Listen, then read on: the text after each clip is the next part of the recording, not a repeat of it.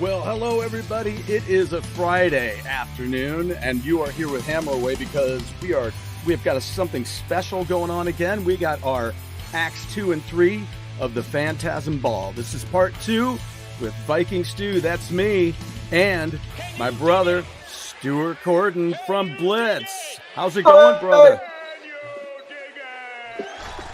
How's everything over there in England today, man? I'm a lot better than I was in the last episode. I had a little bit of a cold. I'm not going to do that thing where you moan about having a cold, but I did have a cold. I'm back now, feeling rejuvenated. I've watched Phantasm. I'm good. That's awesome.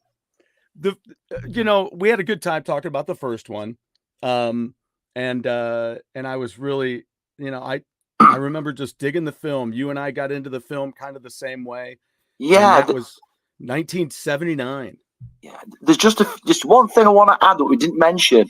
Yeah, the first Phantasm movie, directed by Don Coscarelli, has been it had a whole new kind of J.J. Abrams. The guy who started doing the Star Wars films. He did The Force Awakens, and he's done a lot. J.J. Abrams has done lots of superhero stuff as well. He did a lot of the Star Trek stuff too. Yeah, he did the Star Trek.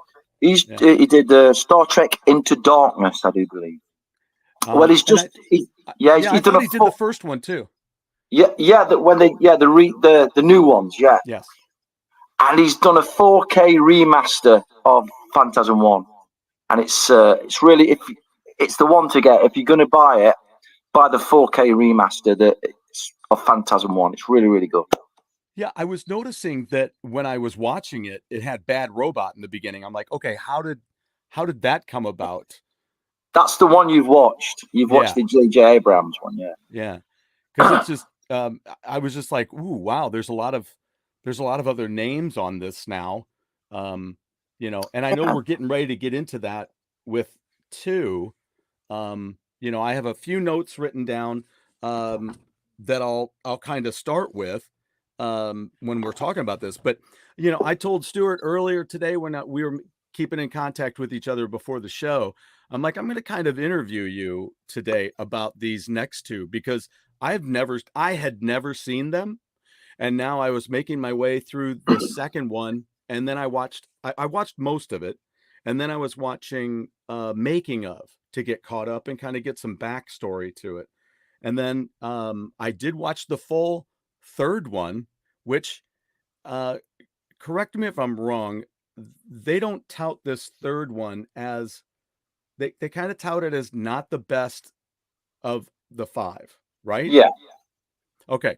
However, it is what it is. And I don't want to get us too off track, but right here I do want to say hello to Metal Torso is here. What's up, buddy?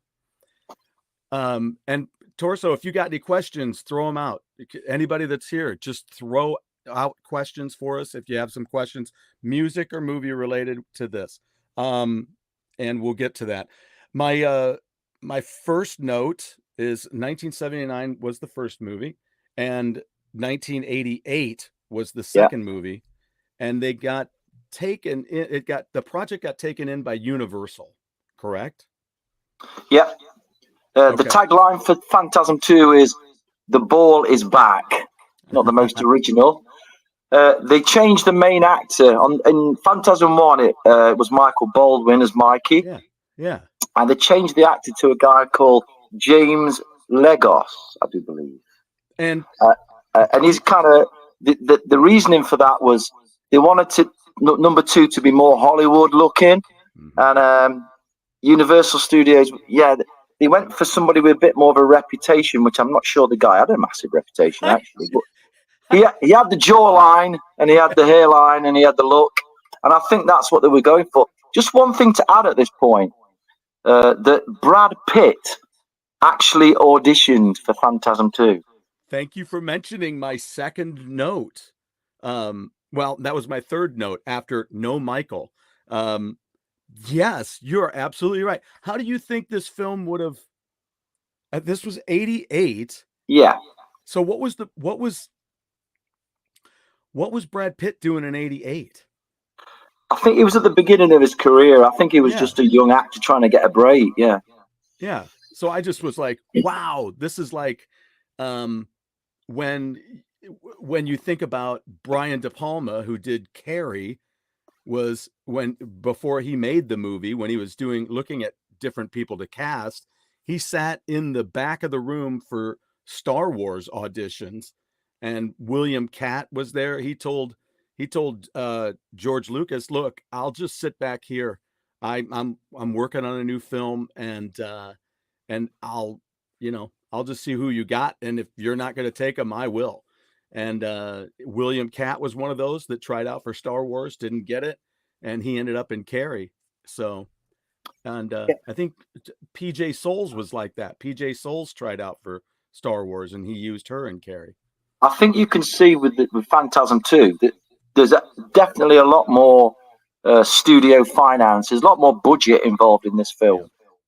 Yeah. I think they were throwing a little bit more money their way, and yeah, great effects team, a lot of great special effects. I thought a lot of practical back in the day. No CGI, and it shows. It's really good special effects provided by Dream Quest. They also provided special effects for E.T. and Indiana Jones and even Gremlins. I can totally get that. And they had some major future players in that, right? Yeah.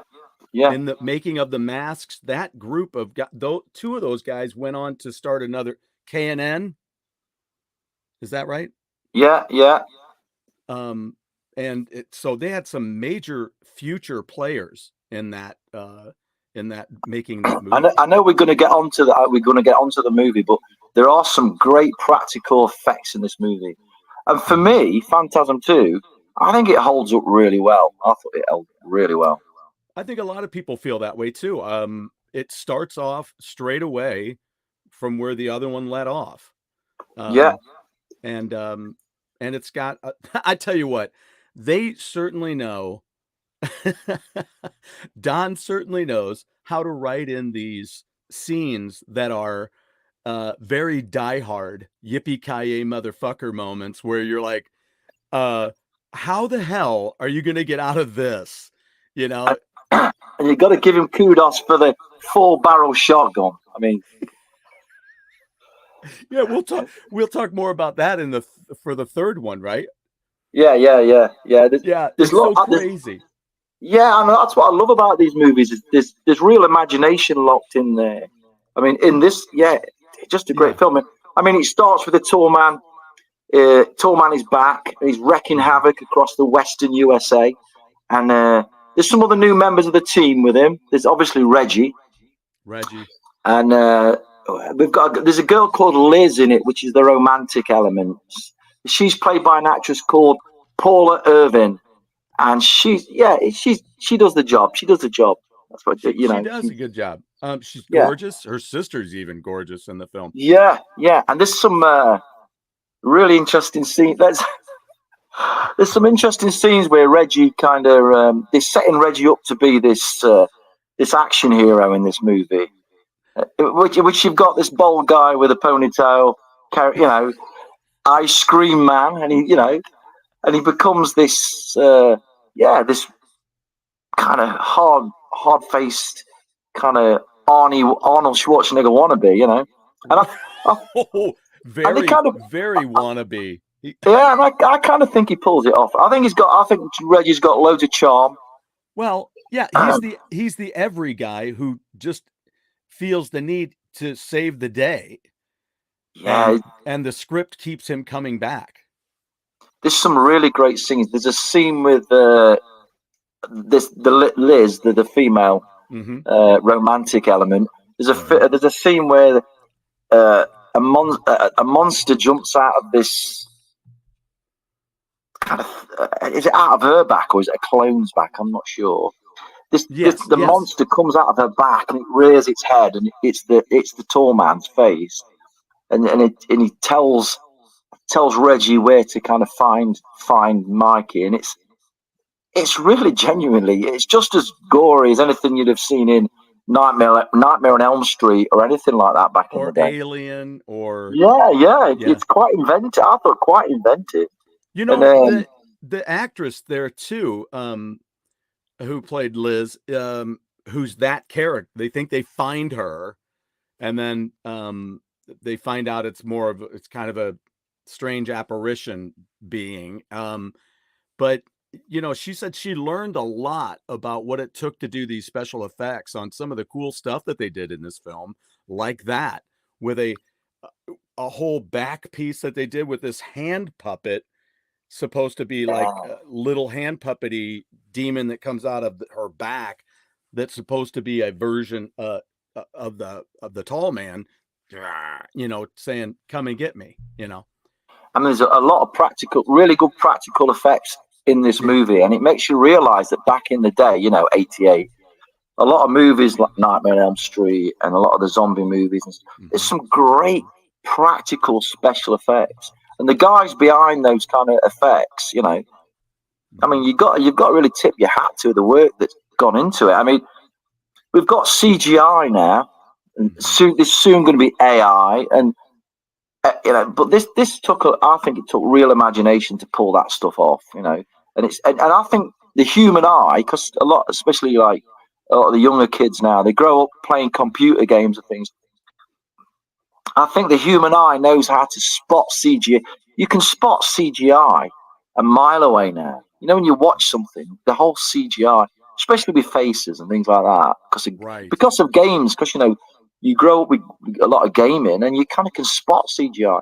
Whereas the practical effects, they've got a real charm about them, I think.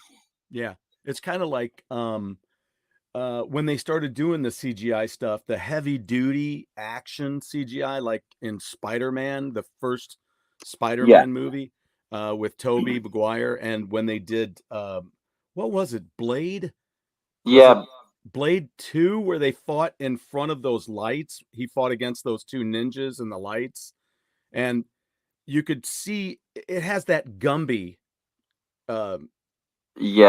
feel, where they're very bendy and woo, and you're like, wow, you can, just as you said, you can see that a mile away. It's like in the Matrix was like the start of all that as well. The Matrix, they took it into like the almost superhero genre.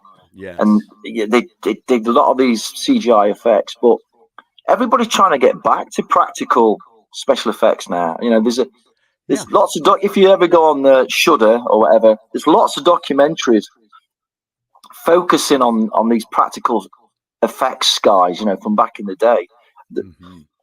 Yeah, everything. I think it's like everything. Fashion, music,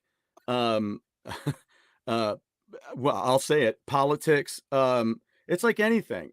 It's cyclical. All goes around.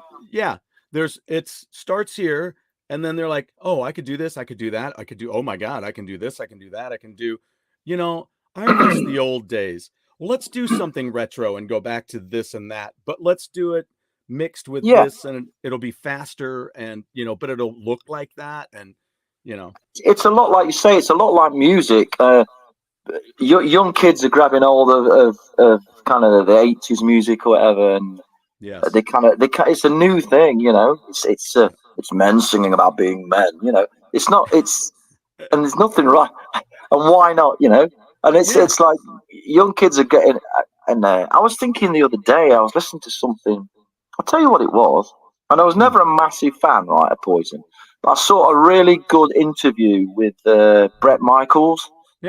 And he was real honest, straight John Bull kind of guy, and he was talking about that era and everything, and it made you kind of realize that, we laughed at all the hair metal stuff in the day and whatever, but it essentially, bands did that to get attention because it was showbiz, and you were playing all these little clubs, so you had to have the big hair, you had to look larger than life, sort of thing. It became a thing.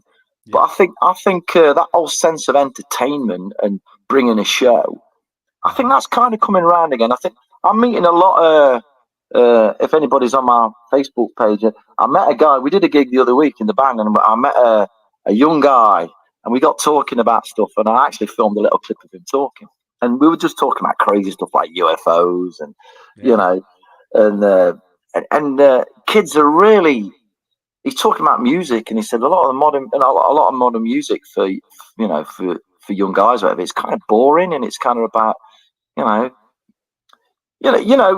back in our day, we had Pink Floyd, and it was great to get a bit meaningful and sit and crack a beer and listen to Dark Side of the Moon. Yep. But that's what made bands, when bands come out in the 70s like Kiss and Alice Cooper, that's what made them bands interesting, because we'd had Pink Floyd and we'd had all the prog rock and we'd had people singing about the end of the world for 10 years. People just wanted to go out and get laid. Yeah. And that's Reggie's job. And that was Reggie. Yeah, in these movies, that's what Reggie does. He installs that whole feeling. There's a great scene where Reggie's he's in bed with a young lady, let's say. He's having what was seemingly too young of a lady in that second one. Yeah, he was having an intimate moment, and out of a chest, these two silver spheres just shoot out of a chest. And I thought, when they read that script, I mean, that must have kind of, how are we going to do this? Right. That's when you're like, the lady's got balls. Yeah, the lady's got balls.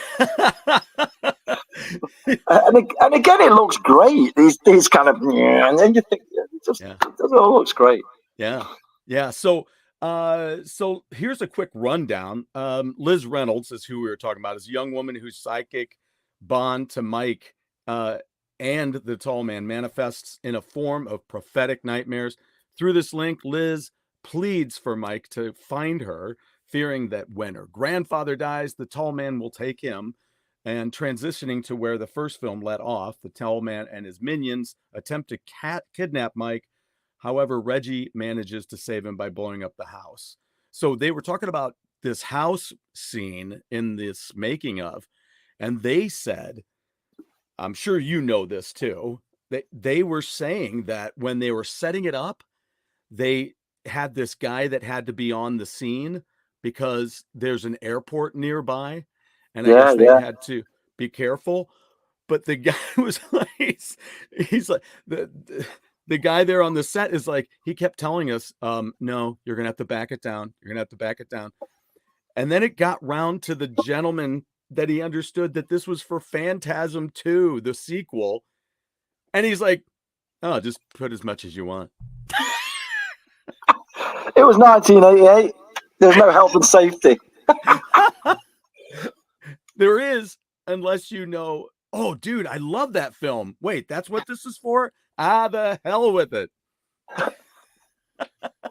Just use as much as you want. There's some introduction of a few different characters in this one as well. The guys in the gas masks. The guys in the gas masks. Known as the Lurkers, I do believe. The Lurkers, yeah. And they're kind of, they become the tall man's new kind of henchmen. I suppose he'd worked out that the dwarves, I don't know, they're probably in a union or something, and he needed to get some guys involved. Yes. They probably couldn't, dwarves are fine, but there's only so many corpses the dwarves can carry. So you need some bigger, stockier, kind of Jason-looking guys, and that's what the Lurkers are, really. Well, and good God, you can't just parade Jawas around everywhere. So you have to make sure you've got something that people can believe and understand. And I won't break this little secret yet, but you know that they've been altered. They had to have been altered, which is how he keeps them just doing their jobs. There's one theme that kind of follows in this movie where it's setting up a theme, I think, of like, what does the tall man want from Mikey and all this cat and mouse chasing? What does he actually want from Mikey? And I think there's there's clues coming up. I don't know what I want to say too much, but there's clues coming up why this kind of, let's face it, it's pretty much a love-hate relationship. He's trying to kill him all the time. He's permanently running away. But it's there is something coming. There is a payoff, I think. Yeah, which is it is an odd thing, because you think about it and you're like, well, does he want him dead? Or because some things that he does, some things that happen around Michael, you're like, wait a minute, wait, hold on. Do you want him or do you want to kill him? Because here comes the ball in the first one, and you're like, oh shit, he wants to kill him. And then but yet at the same time, he keeps abducting him. There's a reason.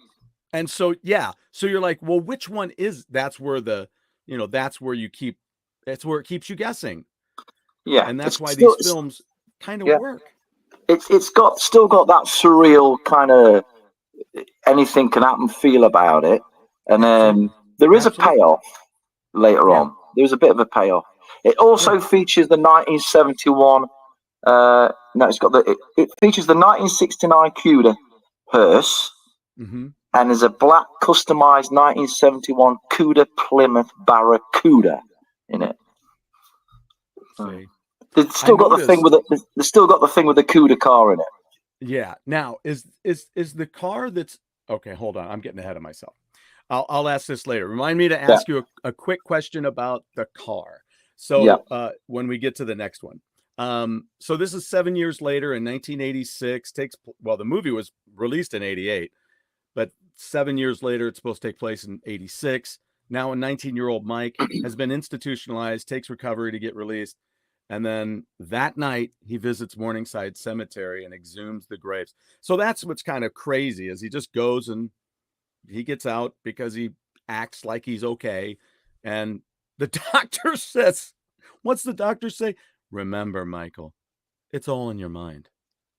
You're like, well, yeah, that's some sound advice. Thanks. Okay. Got it. Okay. Okay. So you brought me here to tell me that. Oh, whatever. But then that's where he finds Reggie stopping him because somehow Reggie knows that he's at the graveyard. That's what's kind of weird. Those are all those weird little coinky dinks. And I've got one to talk about in the third one too. Right.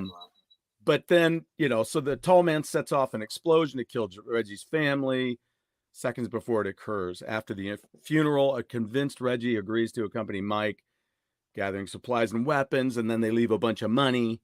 And that's where they come up with the what? The 4 barrels, right? Yeah, the 4-barrel shotgun. Yeah. I don't know anything about shotguns. I don't know how they work, I thought you might know more than me. And know how to use one, and then I can't do it. I'm sorry. Anyway. Somehow he creates this 4-barrel shotgun. And there's some great scenes where he's shooting dwarves out of trees. Have you seen the one where? Yeah, and these little dwarves are just dropping out the trees. It's just great. That reminds me too. Speaking of the dwarfs, they were using their kids at first. Yeah.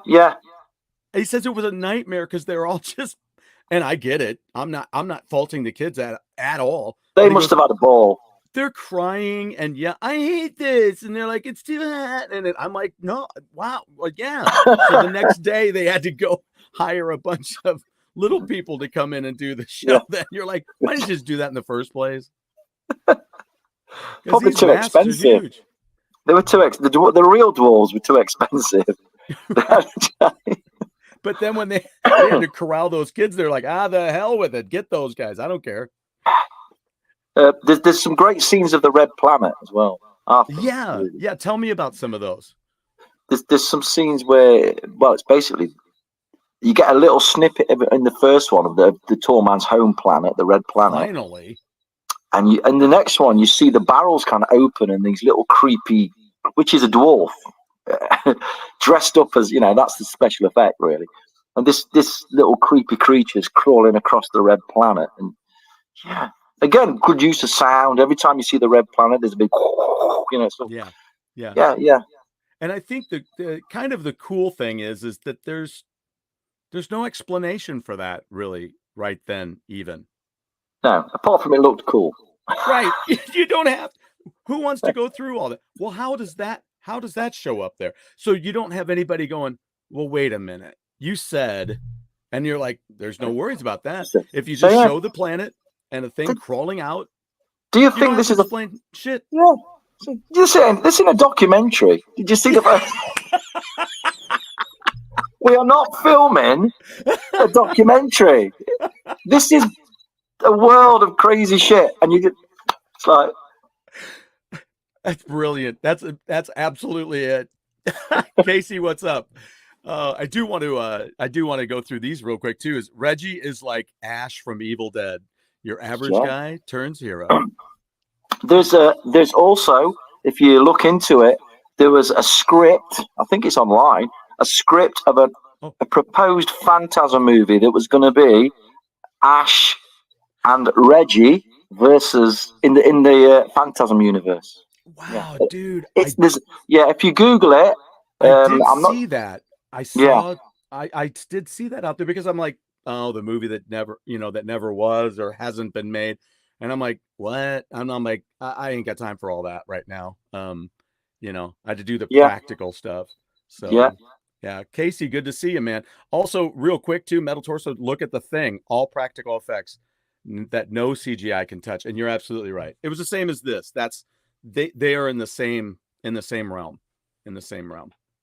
I think a lot of those original special effects guys, they're getting the respect that they deserve now. It's an art form. When you watch things like The Thing, man, I mean, yeah, I remember seeing that at the cinema when I was a kid, and wow, you just came out, and that is the most Thing movie I've ever seen. yeah, that is. You can't get more Thing than that film. You can't get much more Thingish. Yeah, it's Thing to the max. I mean, yeah. And such a great film, The Thing. Yeah. Well, and now that you bring that up, that would be a really good movie. And I'm not talking about that thing, but I am talking about The Thing from Marvel Comics. That would be a great movie. With just The Thing and some of his adventures, like they had the Thing comic book. That'd be a great character to do stuff with. I often thought if you ever back in the day, early 90s, used to read Image comics. Yes, they used to do a lot of kind of big action kind of comics. There was a character that they had called Pit.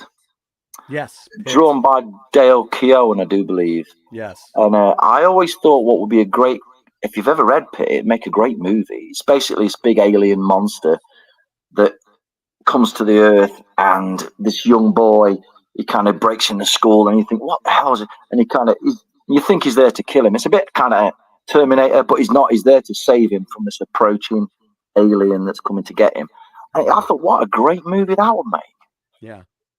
And if you had something like The Thing from the Fantastic Four, and you had Pit together in like a team, and you had, instead of the Fantastic Four, you had all the big monster guys in a team. I think that'd be a good book as well. Yeah, like Max, wasn't that? Yeah, Max. Yeah. Yeah, huge guy. And then what was the big Supreme? He was a big pretty boy guy. Yeah. That was Image as well. The Supreme. Yeah. So that's kind of wild. So Liz's grandfather does die. This storyline is moving along. They're still doing their hunt, and they're finding all these dead towns as they're going. Ghost town. And then in the midst, though, there's this character played by one of the bigger names in this film. What is his name? What's the actor's name that plays the priest? Oh yeah, that's a great scene. He plays Father Myers. That's the name I didn't write down, but he was probably the most established actor in it. Yeah, and is it James who's James LeGros? Whoop, Handsome Mikey. Oh, sorry. There you are. James LeGros is the new Mikey. That's the new Mikey. Thank you. So, but I don't know what the priest guy. I'm not sure what he's. It's kind of weird that they don't show that here. It's a great scene with him as well, where the tall man, you think you die when you go to heaven, but you come to us. Yes. And he does the thing with his finger with the thing. It's like a needle through his finger. Yes, because he does it's her hair. It's her brooch pin. Yeah. She's like, yeah, there it is. Kenneth, is it Kenneth? They have it spelled with an A. Kenneth Tygar. I think he's been in a lot he's done television and movies, I think. Yeah. And the great bit about that scene, and I think it's really kind of spooky, with the what do you call it? The thing with the cross on it. What do you call it? Your beads. Your Oh yeah, the rosary. rosary, and he hangs him by his rosary beads, and it's it's kind of got a real gruesome feel He about it. played an old German man in the Avengers. Oh, the Avengers movie. Yeah. Yeah. 2012. Yeah. And he was also in Conspiracy Theory, Primal Fear, lots of other things. But I think he did a lot of TV too. He did Barney Miller. Yeah, that's what everything I was, from Barney Miller to Man from Atlantis, The Waltons, Charlie's Angels. Jeez, Rockford Files. No wonder I've seen this guy a million times. Oh man, I love Rockford Files. Good Lord. At WKRP, he was in that. He played Dr. Hunniset in episode Frog Story. I'll have to check that out. I have that. A working actor. Oh, totally. That is why I know him a lot. He was in Hill Street Blues. He played Randolph Scripps in 2 episodes. And he was in Night Court. So yeah, I think Phantasm II holds up really, really well. Yeah. He was doing Growing Pains, 6 episodes of that when he was doing this movie. 87 to 89, he was in Growing Pains. So that was maybe another place that I saw him too. I didn't see him in Dallas because I didn't watch that. But yeah, Kenneth Tygart. So he was talking about how he plays this priest and he's not a religious person. No. He's like, I'm pretty much not really a religious person. He goes, but it kind of gives me an interesting insight when I'm playing that character, when I'm having doubts about my, faith and all that stuff and what I'm doing, what my job is. And I thought, oh yeah, that's a pretty good way to think about it. So it's there's I think this film it's got more of a horror gore. There's a lot more gore in it than the first one. Yeah, it's like the first one it had, like you said, budget was up. Universal, they wanted more bang for their buck, and it upped the goo. There's a lot of parallels with being signed to a major label. When a band gets signed to a major label, get rid of your singer, he don't look good enough, so they got rid of the main actor. More production value, so they stick you in a big studio with some producer who's got, he just wants to change everything about you. Yeah. Let's change your look, so they change the look of you, and then they turn around to you and say, "No, this ain't working. We liked the way you were when we saw you playing in that club." Now, I do have to say, it kind of goes against some of the grain, though, because people really like the second one a lot. It's probably a fan favorite, would you say? Yeah, definitely. So it's kind of a good thing, or I'm sorry, I won't say a good thing, but it was a good instance where the getting into Universal in a big corporation like that, movie corporation, it definitely worked. Yeah, it did work.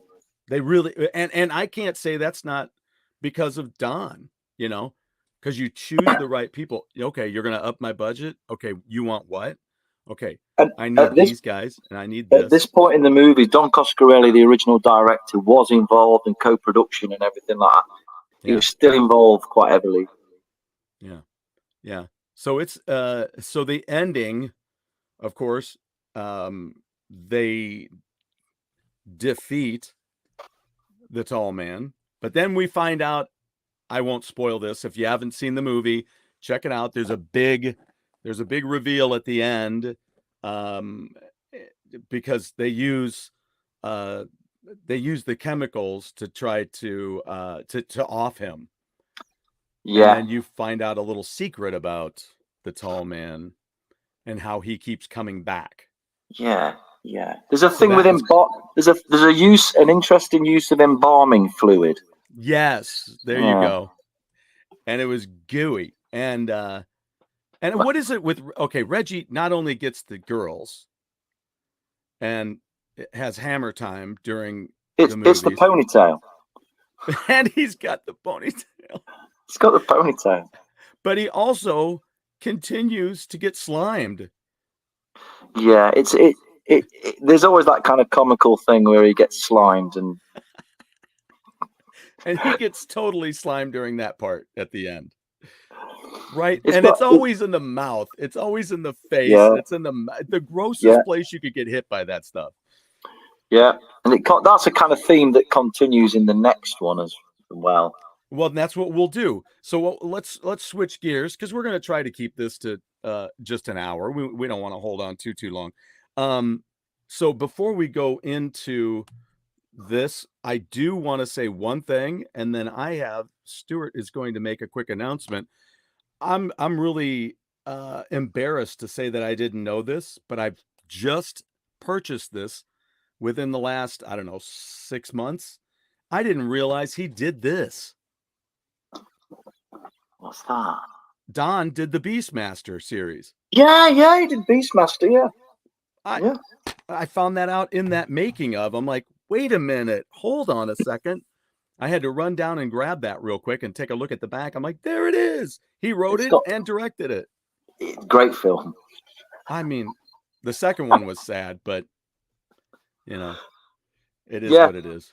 He also directed Bubba Hotep. Yes, Bubba Hotep. That's right. Which features Ash, actually. Features Bruce Campbell. Yes. I love Bubba Hotep. Yeah, it's a great film. And John dies at the end. And John dies at the end. I have not seen either of those last two films. Both are still, they're as out there as Phantasm. They're really still, wow. John dies at the end. Wow. Which goes to show, I think that's a testament to how do I want to say this? How interesting there's a good way to do it. How interesting these stories are, and how, how he works them on film to still keep you watching. You're like, yeah. Wait, what? I think it's much like a musician. You're always trying to chisel out your own style. You're trying to find your own sound. Yes. And Don Coscarelli, even like Tim Burton, when these directors find their kind of niche, when they find what they're good at and what, like with Don Coscarelli, I think it's always been that kind of surreal, kind of Edgar Allan Poe kind of, I can't, it doesn't make sense, but it does make sense. And I think that he's, in all his movies, in Bob Hotep and in John Dies at the End, there's that same kind of use of that. What the hell am I looking at here? And I think that's his style. He's finding Don Coscarelli has got that niche. He never does things that are just boring. There was a great horror series back in the day, and I used to have a box set of it, but I haven't got it now, called Masters of Horror. Yes. TV series. And all the big horror directors, Wes Craven, I think John Carpenter was on there as well. All the big horror directors directed an episode of Masters of Horror. And Don Coscarelli did one, and his episode was called Moonface. And if you ever can find a way of tracking it down, Angus Scrimm's actually in this in Moonface, but it's a great little story. It's really, I think, a great. It's just pure Don Coscarelli. Yeah, who did Wishmaster? Is that a Craven? Wes Craven. Is that who did that? I'm not sure whether that's Wes Craven. Because I'm just wondering. I know that Scrim did the narration for that, and it also is Reggie in that one. Yes, there's a scene of two. Yeah, he's in that one. Yeah. So, but I know that was a thing. Now, before we move on to 3, we've got a quick announcement. What do you got, Stuart? Well, if anybody didn't know, as the hat says, I'm in a UK band called BLiTZ. I mean, it's just kind of classic rock. It's the stuff we grew up listening to as kids. And we've got an album out at the moment called Kicking Up a Storm. But we can announce tonight that our next album, we've had the idea behind it. We wanted to do something different. So what we've done is we're writing a kind of rock opera. It's called Rock City Symphony. and it's going to come out next July. But we've already started the writing process and putting it together. And what we want to do with this thing is we want it to come out with a comic book. If anybody's seen our other albums, we've got a resident artist called David Hurst, and he does all our artwork. We're going to do a limited edition comic book. The story, it's about a band who were trying to get a break, and they're manipulated by the music industry, and they're turned into these larger-than-life cartoon characters. And what happens is the real guys behind all this, they get kind of cloned, and there's a big cosmic battle for their souls. It sounds a bit like a Don Coscarelli kind of movie. So, they kind of battle their true selves, and the story follows through on the album. There's voiceovers. Proud to announce Viking Stew's on there doing a great intro for a song we've called Ride to Valhalla. And it's got like it's got theatrical interludes in it, musical as well.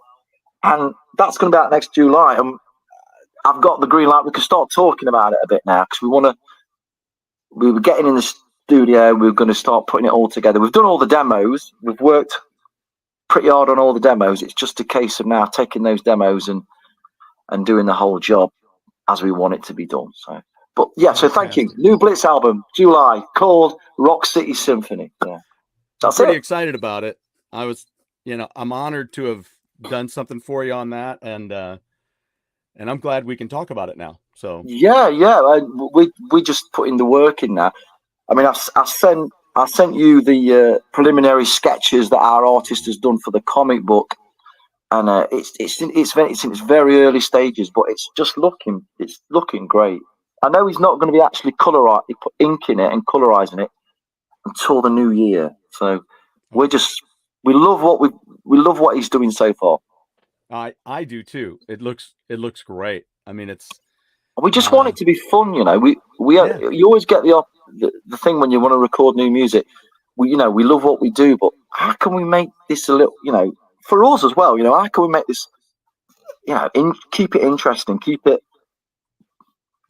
pushing the boundaries a little bit. So we thought the whole thing with the comic book and the whole thing about the theatrical kind of angle on it, we thought let's see if we can pull this off, Yeah. So how much of that will? Well, we'll save that. We'll save that.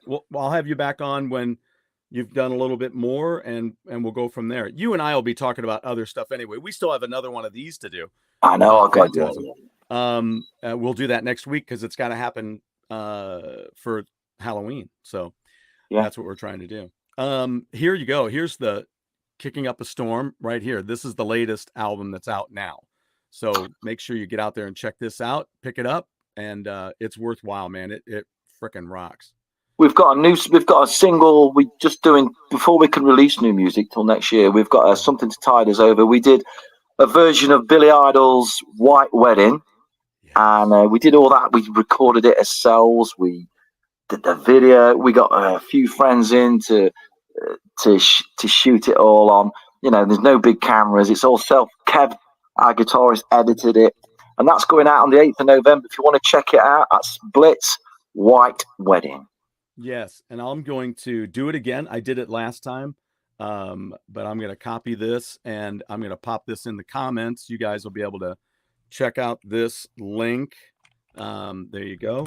So this will take you there, and it'll tell you that it's coming, and that'll keep you up to date on that. It says here in the States, it says, as we talked about last time, it's kind of interesting because it says premieres 11/7/24 here, which I always want to adapt if I can, like to the British, like there. No, don't.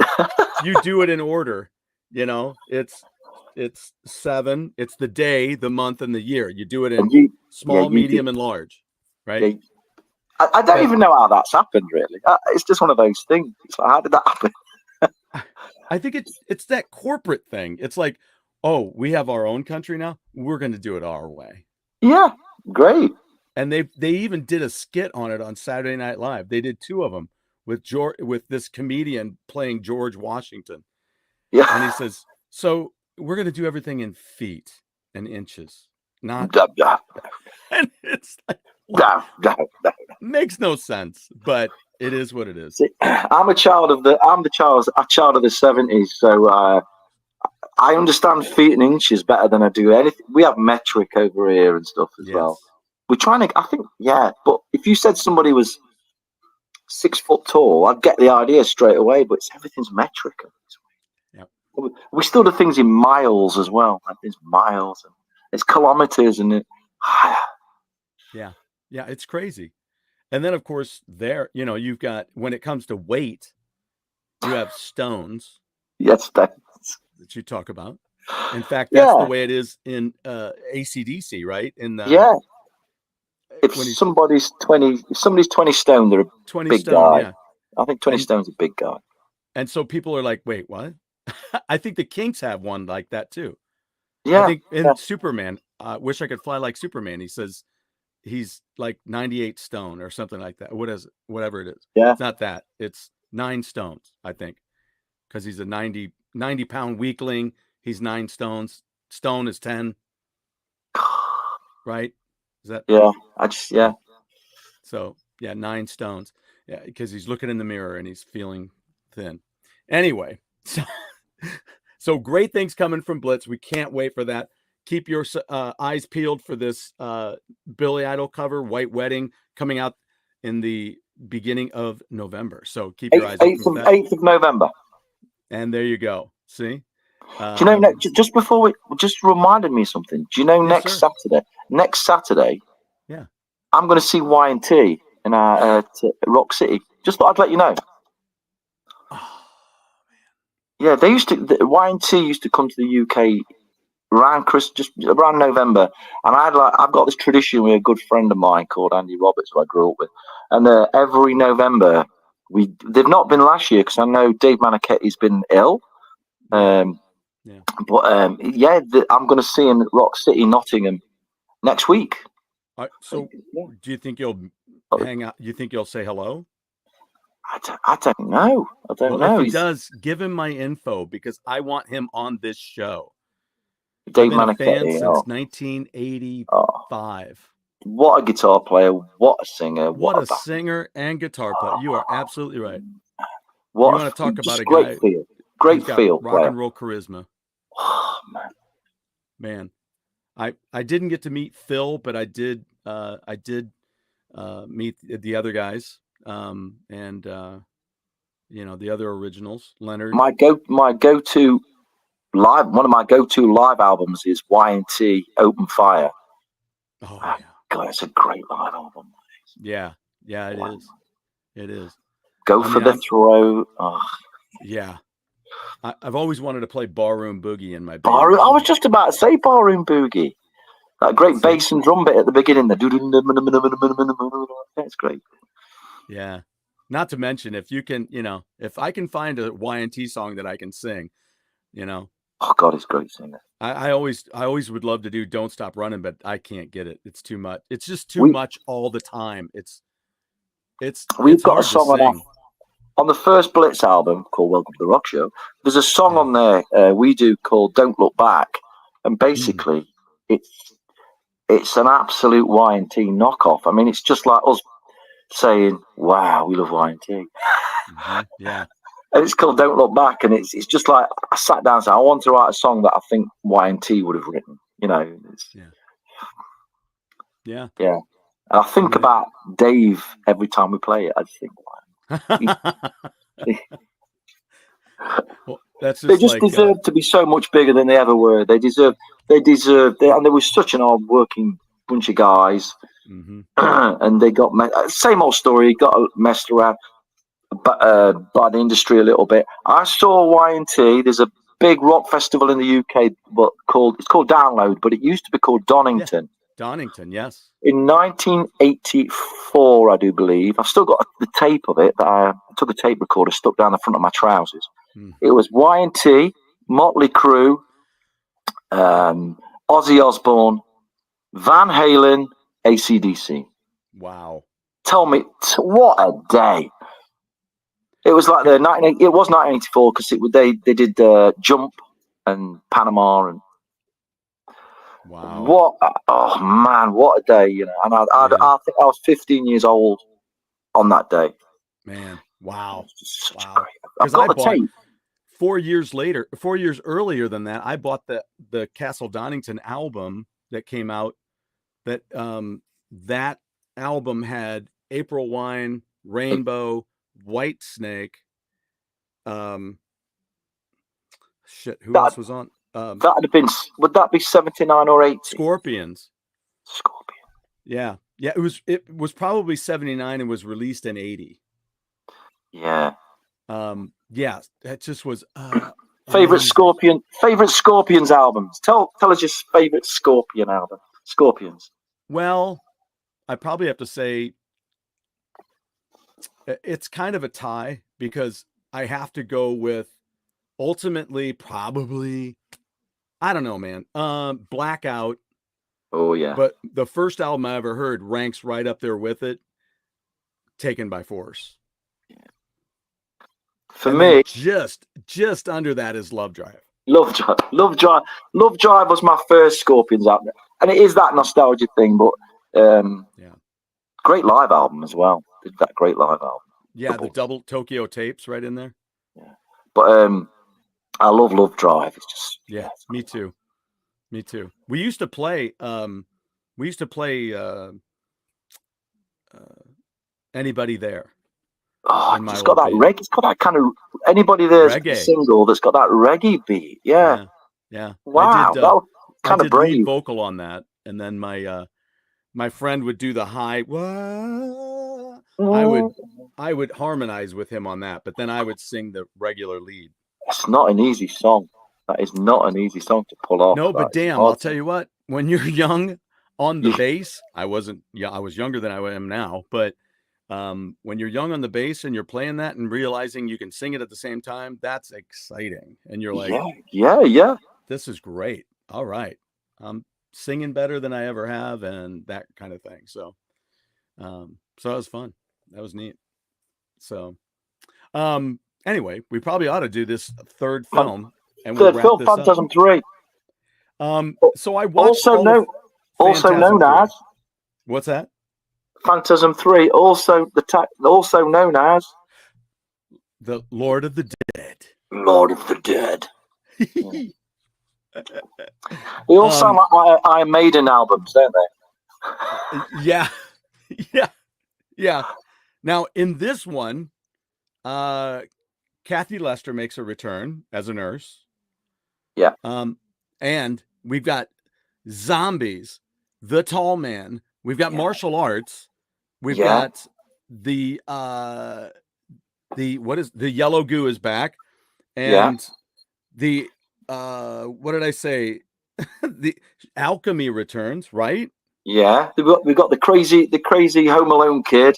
That's this Home Alone kid, and the plunger of salvation is what I called it. Yeah. They just threw everything with this one. I just think they threw. It's very comic book. They threw loads of stuff at it. I called it Home Alone meets Evil Dead 2. Yeah. You know, because this kid just it came out in 1994, so 79 to 88, 9 years for that one, and then here it is 88 to and the unite the original cast as well. Yes, so Michael's back, so is Jodie. Yeah. So you've got a good, those two are a huge chunk of the movie that are back. Yeah. It's the original cast, which is great. Feels like home again. Yeah. And then this one we see Jodie again. So we realize we find out that the tall man is taking them and squishing them down into little dwarf Jawa guys. Not only that, but he's taking their brains and encasing them in these spheres. Again, you've got to have a hobby.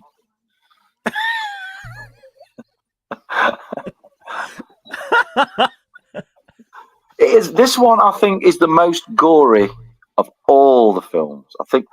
Yeah. It weighs in. If you've got a weak stomach, this one is not the one to watch.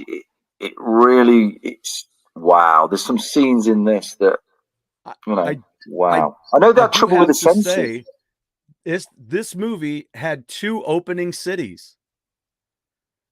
One was in Louisiana and the other was St. Louis. Right. Yep, it had a limited opening run in St. Louis and in Louisiana. I don't remember the city. It may be on the internet here. It may say where that was, but I couldn't believe it. I was watching this video about it, and there it was. Those 2 states were put up on the screen, and they said St. Louis. I was like, what? So I was living here when it came out because I moved down here in '88 when the second one came out. Um, but yeah, it's kind of crazy. But There's definitely a lot more. They've thrown more spheres as well. This one's absolutely full of spheres. Like, I think in the first one, I think Don Coscarelli said there's only a couple of shots where you actually see the silver spheres. The second one, a few, but in this one, as we'll go through it, towards the end, wow, yes, there's a big and there's a big increase in sphere velocity. Let's say. And yeah, like Metal Torso said, after they did that, it went straight to video, and it was kind of interesting to see, you know, the VHS tape on that little review that I was watching. So another Coscarelli film. Yes, Michael is back as Michael, and There's a lady called Rocky in it. There's a black yes, lady called Rocky in it, who's the actor Roxanne Very, I think, Varney or Very. Roxanne Very. She's kind of female action hero, really. and what were they supposed to? It says it starts off with an opening with a recap again. The second one had a big recap in the beginning. This one has a big recap in the beginning.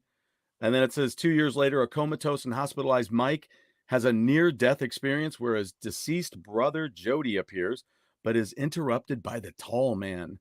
Awakening, Mike is attacked by a demonic nurse, but quickly subdues her. Reggie arrives as she dies.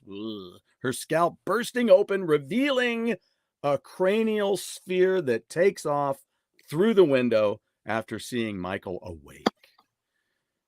Worth the price of entry, definitely. See? Yeah. So that's, and then we're gonna find out Jody's gonna show up, and then you're gonna find out that he is a kind of a, what would you say? He's like an apparition. I think, you don't know whether he's working for the tall man at this point. He's been kind of taken over. There's some great kind of dream scenes with Jodie, isn't there? Yeah, some kind of really kind of. Again, it's very surreal. You don't really know which way the whole thing's going to go. You know, Reggie's doing his bit. He's flirting with Rocky all the way through. He's flirting with this kind of bodybuilder. Well, let's put it this way: assassin lady. Yeah. So now? Let me ask you this: what is Rocky and her sister doing in the mausoleum?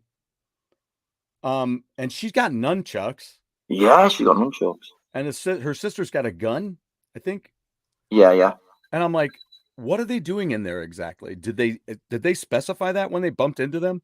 I think the idea is they were trying to destroy the tall man's kind of, because he's still taking over these towns. Yeah. And turning them into ghost towns at this point.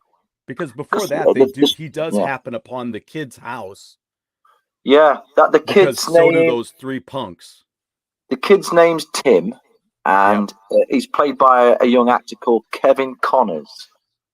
So I don't know how old he'd be, probably in his 40s now, that guy. Yeah. So actually, Reggie makes his way into a small town, and he sees the hot chick that's part of the punky threesome, and he gets knocked out, and they throw him in the trunk of his car, and they take off in his car. The old guy is driving his pink hearse, and then they stop at this house, and the 3 of them go inside. Reggie's still in the trunk, and then they get home aloned by this kid, but Yeah. they get fatally home alone by this kid. Yeah. Yeah. He hatchets the chick in the head. Yeah. Slices the dude's throat with a razor enhanced frisbee that he throws like a freaking Ninja Gaiden. And then the old guy, he just often he falls in a hole that he's hidden in the front yard. He's like, I'm gonna get you, kid. And he's like, okay. And he goes 1, 2, 3, bah! And he falls. Yeah. They just showed that. I love the long shot, right, Stuart? I love the long shot where you just see the kid standing above and he just gets his gun and he points down. Bang! When he shoots, they're showing Reggie in the trunk. And Reggie's like, yeah. I just thought, done really. Again, I think this film holds up. I think it does its job perfectly. You know. I think so too. With these movies, a lot of people, I think they don't know what they're missing really, because if you like that 80s kind of era of practical effects and imaginative, kind of crazy movies, this is just a perfect way to spend a Halloween, really, going through these films. And it does step forward in the way of effects, especially with the balls, the way there's a scene with Mikey. There's a scene where it's a really weird scene where he's picking his kind of skin off his head, and he's got spheres as eyes. Yeah, and it's such a weird, far out. It's like a painting by Salvador Dali or something, you know. There you go. Crazy. That's good point. It's crazy, and it just works. The whole craziness and the thing. There's a thing on YouTube you can watch, and it's all the lines that that the Tall Man has said in all the movies, all his scenes just together, and a lot of it is boy, but But when he does say these little lines like, when you're dead, you think you go to heaven, you come to me. And there's a line in this film as well there's some great little lines. He don't say a lot, but, the face and the voice, it's just perfect, And the whole way through it, Mike is asking, what do you want from me? What do you want from me? Why do you keep doing this? Yeah. Let me see. It's leading. I think it's leading somewhere, maybe. You would think. I would think. Yeah. Reggie is always thinking with the wrong head, says Torso. That is absolutely damn right. It always so nearly gets laid. Oh my God. It's so close. He's always so close. Well, he's in the middle of it with Rocky, and then Jody calls him out. He's like, hang on. I'm like, are you kidding me? And in the last film, he had the woman whose boobs turned into spheres, and in this film, he's just about to get it on, and Jodie turns up and kind of wrecks the whole event.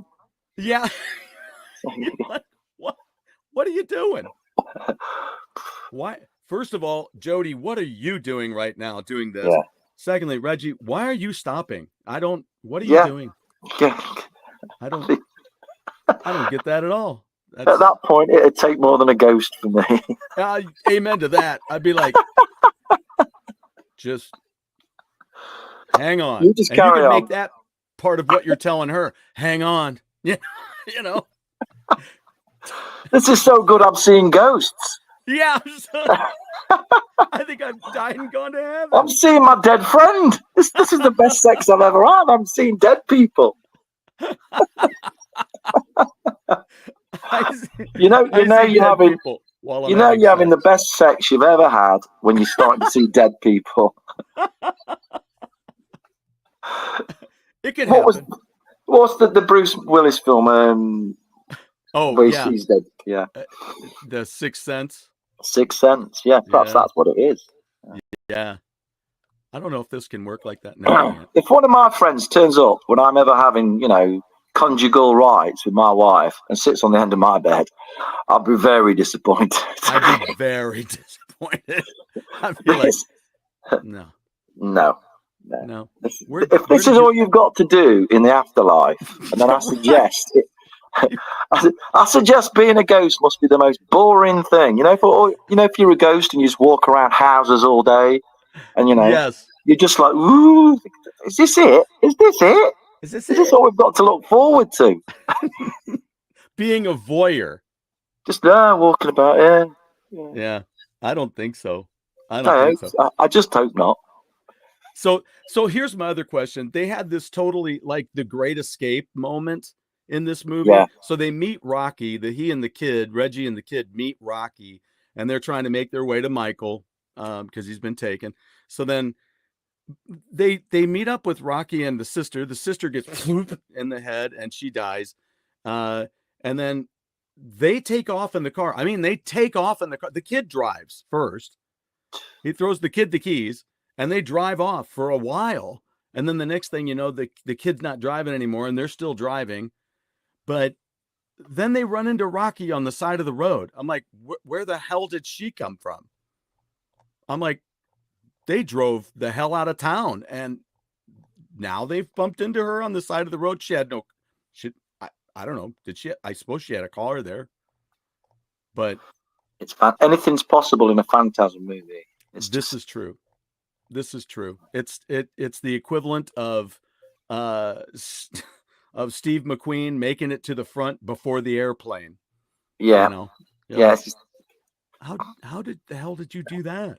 James Garner took off in a plane and you took off on a bike and you made it there first. It is what it is. You've kind of just got a suspension of belief is a big thing with these movies. Is that where we are? That's what people tell me I have to do that all the time, and I'm like, yeah, suspend your belief. This is not a documentary. Like, I don't know about that. I just don't know. It's good to question things. Yeah. It's good. So then, I mean, the movie goes on. I watched this so they finally they get back to they get to where Michael is. And that's when you start seeing all these things are coming up. This is where you see, Michael's got a sphere in his head and Jody keeps appearing to help them through.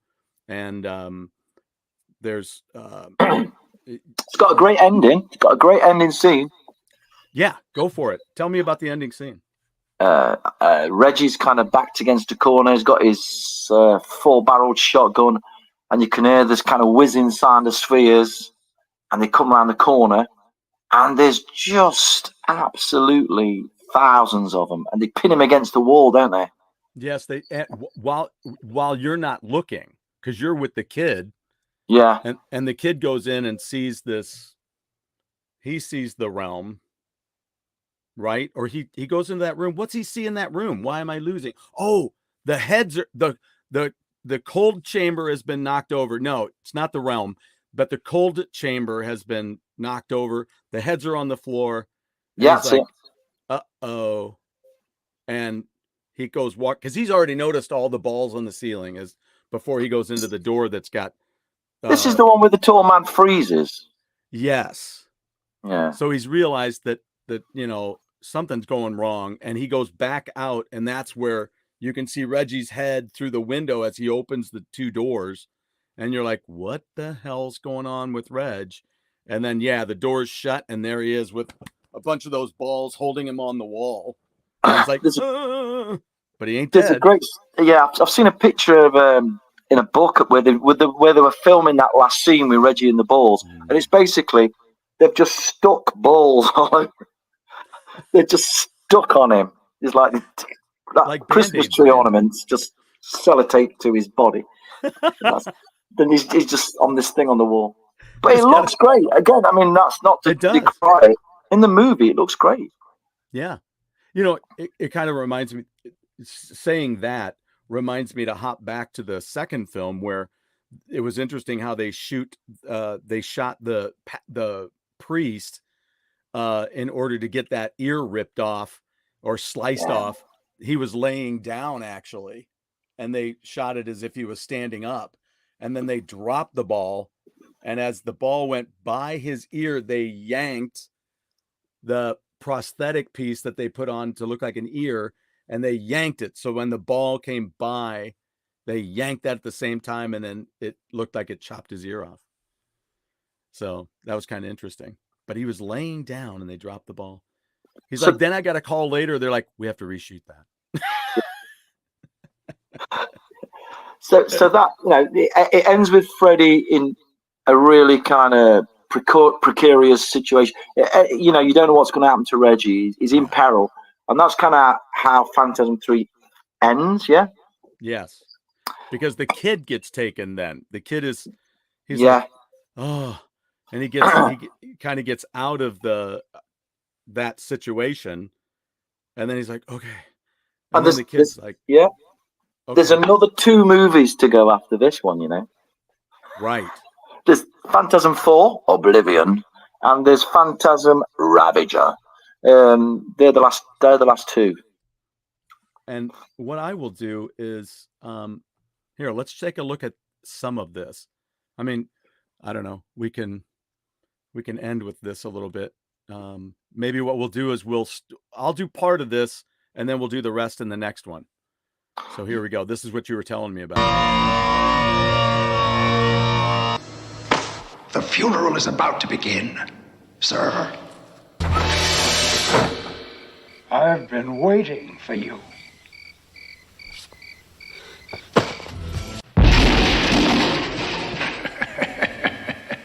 Boy. You play a good game, boy. But the game is finished. Now you die.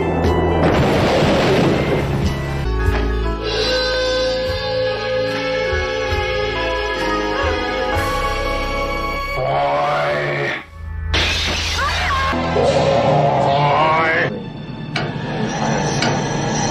Welcome home, boy.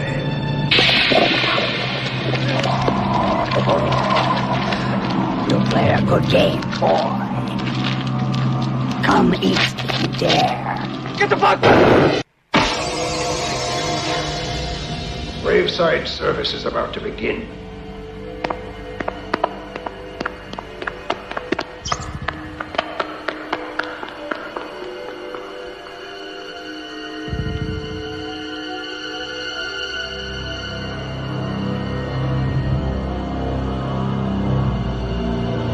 If you want her, come tonight.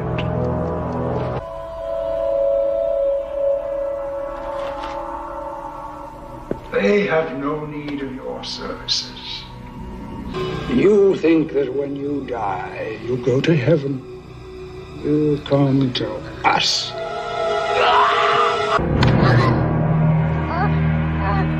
Again. And goodbye. Well, then wake up. It's a dream. It's only a dream. No, it's not. I don't want him in pieces. It's the only way you're gonna get him.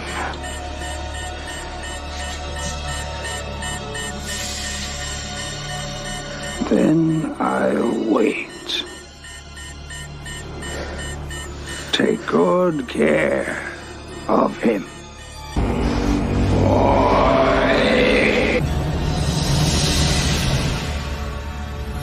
It's time now, boy. You know the way out. I don't know what you mean. Use your brain, boy.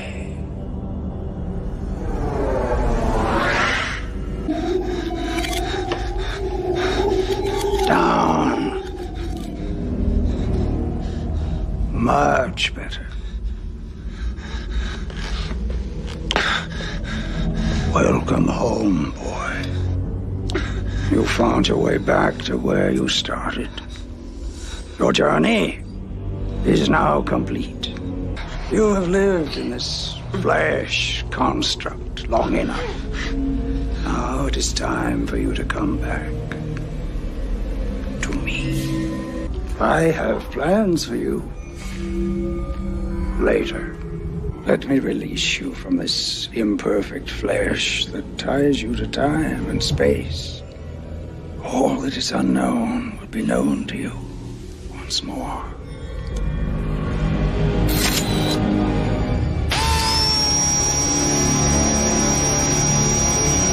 It's never over. Small man, your end approaches, but it is not yet. Take great care how you play. The final game now begins. All right. So that's Wow. going to kind of take us up to where we are now. Yeah. So that'll be a good place to end there. We'll show the rest a little bit later. That'll be great. Now it says 1 through 4. So Yeah, there's Phantasm IV Oblivion, and in 2016, the whole cast got together for a film called Phantasm Ravager. Yeah. Which is kind of well, we'll get to that. We'll do those two next week on Halloween, yeah? Yeah. And so we'll get together for that. So I'll let you get rolling. That's going to wrap it up for this part of the Phantasm Ball. Thanks again, brother, for making the time to do this. This is so much fun. Absolute privilege, my friend. Absolute privilege. And thank you for the announcement. Yeah, you got your announcement, yeah? What's that? You said you had something to say. I do. I do. I don't. I do. I thought yeah. I've done. Yeah. The only thing I do want to say, let me see. I think I said that. I was gonna just say what I kind of said it earlier. What the hell was it with Reg and the Babes? I'm like, yeah, this guy is like one of your least likely heroes. And yeah, it's kind of the cool English teacher. and it was funny to watch that making of the second one, because they were talking about how the gal playing Alchemy is like beat the shit out of his head, slapped the crap out of him, because she's like, it was kind of weird how this scene came up, and I was gonna have to do this sex scene with this guy. I'm like 18, he's like 40, and it's like it's gonna be so weird. And so she goes, they set it up like it was kind of a fight where it was like this, so that made it a little easier. So yeah, I think, you know, when I watched these films when they came out, I never even thought about that. It's just kind of a silly film. It's like you just go along with it. Like I say, you got to suspend your belief, just go along for the ride, you know. Right. Yeah, you do. And I mean, Reggie coined the phrase in the first one, "hot as love." It's the phrase I still use today. So I'm hot as love. We're hot as love. I think we know what the next song on the next album is going to be. Hot as love. It's got to be a song. Love, man. How has that never been a song? I don't know. I'm gonna have to Google it. For love. Hot as love. I like that. What is that song? Hot for. Oh, it's Priest. Yeah. From Turbo, I think, right? Or is it Turbo? Or is that from Ram It Down? Might be from Ram It Down. When they went through their more poppier phase. Oh God, yeah. Well, yeah. We'll forgive that. We'll talk about that. You know, I got a great idea for a show for you and me too after this stuff. So let's keep that in mind too. I'll talk to you about that later. But I'll let you get to it. I know that it's, you know, it is what it is there time-wise. And then thanks everybody out there. Be sure to like and subscribe. We'll do some more things like this all the time. We're building the channel. She's growing and I'm loving it. And I'm loving growing this channel with folks like Stu. Yeah, jump on board. Come on board. This is the best. This is the best fun. This is so cool. If somebody had told me when I was 15 that I'd have ended up on a podcast talking to some cool American guy about Phantasm, I'd have probably get out of here. My life hasn't been wasted.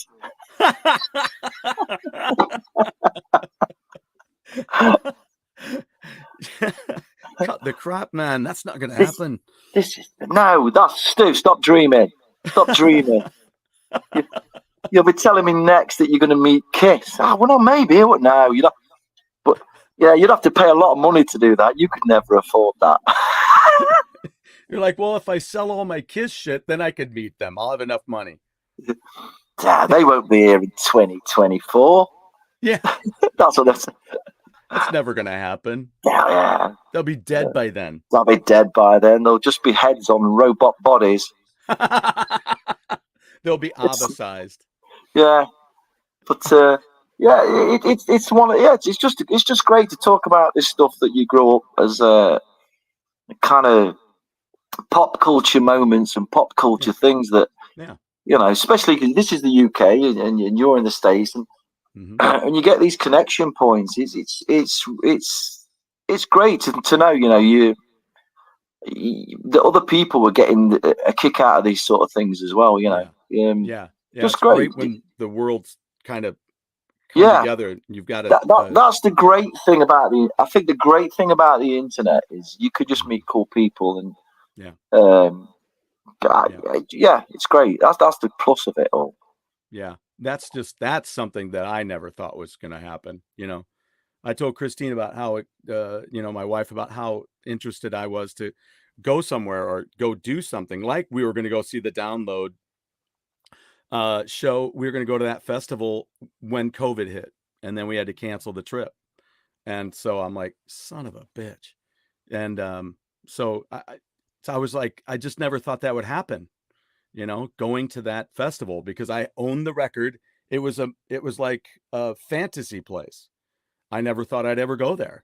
She's like, why? I go, I don't know. Yeah. I think my wife does a similar thing. If I mention Phantasm, she just glares. I think her eyes just, she's not meant to get it, and I get it. It's that way when I talk to my wife about Ailstorm. Yeah, she's like, okay. Pirate music, pirate metal, shut up. Just shut up and shut it off. That's all I care. So, but so it's great when you meet people, cool people, and you find out that it's the same with music. You find all these connection points, and that's the great thing about the internet. And everything, I think. Absolutely. And well, a big thanks to Metal Torso too for his comments today. That was great. Casey, thanks again for being here and saying hello. And thanks to everybody who's watching the show. And like I say, like and subscribe. Check the notifications so you get those, so you know when we're going to be talking with Stuart again about BLiTZ stuff, or Stuart and I might be talking about other bands like Y&T or Kiss. So we got plenty to talk about. That's for sure. We are a lot alike in that way. Even we'll have his wife on to talk with us about Jethro Tull maybe one day. And I'm sorry, no, that one. I don't want her mad at me. That was just a joke. I don't want her mad at me. I've never met the woman yet, and Jethro Tull. Oh man, I'm not here to piss anybody off. You get a Sunday afternoon, big thing in the UK, Sunday lunch. We have roast beef, potatoes, and gravy. If you've ever had an English Sunday lunch, Sunday dinner, I know a lot of people in the US who have had Sunday dinner. Because you've got Thanksgiving and we have Sunday dinner. Yes. And our Sunday dinner is renowned for being the blandest food you've ever had. Oh my! In the UK, we want blandness. We have a thing in our Sunday dinner called Yorkshire pudding. Yes, I love it. You tried Yorkshire pudding? Yeah. We had Ace Frehley did a solo tour, and he played a place called the Corporation in Sheffield. But actually, BLiTZ, we played it as well. But anyway, I went to see him at the Corporation in Sheffield. Yeah. And I never thought when I was a kid that I'd hear Ace Frehley actually say on stage, I've come over to the UK, I've tried Yorkshire puddings. They are fucking awful. He actually did that. He said that. I thought, oh man, that is so cool. And then he did his... Yeah, he did a little... I'm a plumber, Curly. Dude, that's great. That's great. I actually have a little bit of footage where he's out in the hallway backstage in full makeup and costume in the reunion times, and he goes, "Where's Stuart?" I'm like, and I was talking to Richie Rano about it. He goes, "Oh yeah." He goes, "I actually suggested Stuart It's a Stuart. I said, he goes, oh, that's Stuart something. I can't remember the last name. He goes, I told them about him for the tour. He works tours, and they used him. That's who he was talking about. So, yeah. Just keep that clip. Where's Stuart? Yeah, I have it. I'll pull it up next time. I'll bring it up next time. All right, dude. Well, until next week, I'll let you get rolling. I'll get to my stuff. You can get to yours, and then have a wonderful evening. And we'll talk. Same to you, Guy. All right, guys. Thank you, everybody, for being here. We look forward to next time. And I'll put this back up, and you guys take it easy. Remember, when you step out of your house, you're in everybody else's world. They're not in yours. So act accordingly, right? No frickin' listening to your telephone at the store. You know, whatever. Watch your lane. Take it easy, folks. See you, Stu. Cheers, man.